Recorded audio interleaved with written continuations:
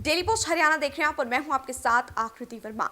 लगातार हो रही इस बरसात के कारण जहां एक तरफ जनजीवन अस्त व्यस्त हो चुका है तो वहीं दूसरी तरफ इस आफत बनकर बरस रही बरसात में प्रभावित लोगों से मिलने के लिए और उनको सांत्वना देने के लिए खुद हरियाणा के शिक्षा मंत्री कंवरपाल गुर्जर छाता लेकर ग्राउंड जीरो पर पहुंचे, जहां उनकी ओर से लोगों को आश्वासन दिया गया कि घबराने की जरूरत नहीं है, विभागीय अधिकारी अपने अपने कामों पर जुटे हुए हैं। तो वहीं एक तरफ उनकी ओर से यह भी कहा गया इस लगातार हो रही बरसात से जहां किसी भी तरह का कोई नुकसान सामने नहीं आया है, लेकिन तस्वीरें कुछ और ही बयां कर रही हैं। देखिए रिपोर्ट। आसमान से आफत बनकर बरस रही बरसात से जहां जनजीवन पूरी तरह से अस्त व्यस्त हो गया है तो वहीं बूढ़े और बच्चे घरों में कैद होकर रह गए हैं। रोजमर्रा की जिंदगी के लिए घरों से बाहर निकल रहे लोगों के सामने भी मुसीबतों का पहाड़ है। जगह जगह पर जल भराव की समस्या देखने को मिल रही है, क्योंकि सड़कों पर खड़ा पानी जहां उनकी मोटरसाइकिल बाइक बंद कर रहा है तो वहीं कारें भी गुजरनी मुश्किल हो रही है। तो वहीं दुकानदारी का भी बुरा हाल है। एक तो ग्राहक नहीं है और उस पर दुकानों में पूरी तरह से पानी भर चुका है। ऐसे में लोगों को आश्वासन देने के लिए हरियाणा के शिक्षा मंत्री कंवरपाल गुर्जर भारी वर्षा के बीच ग्राउंड जीरो पर छाता लेकर उतरे, जहां उन्होंने जगाधरी विधानसभा क्षेत्र के बाढ़ प्रभावित क्षेत्रों का दौरा किया और राहत कार्यों के लिए अधिकारियों को आवश्यक दिशा निर्देश दिए।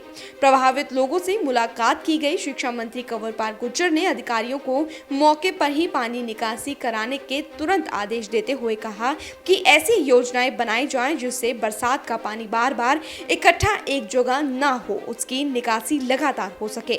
अधिकारी ऐसी योजना बनाए जिससे बरसात के पानी के कारण लोगों को किसी भी तरह का कोई नुकसान ना हो।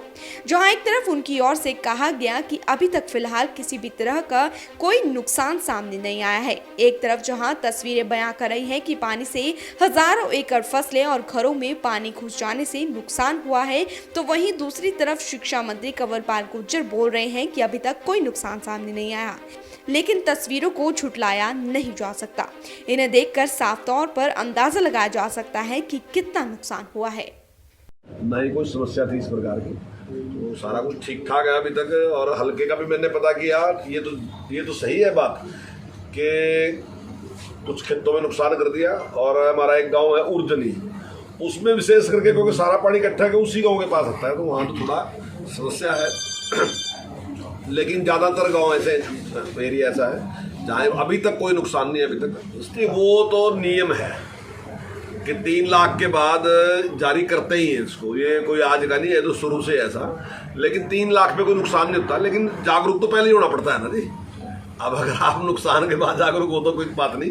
3 लाख पे हम चौकस होते हैं और आगे मैसेज भी कर देते हैं गांव में कि भाई फ्लड आएगा, आप चौकस रहो। अब 3 का 6 किस टाइम हो जाए तो पता थोड़ी चलता है, हमारे पास भी कुछ गाँव नहीं।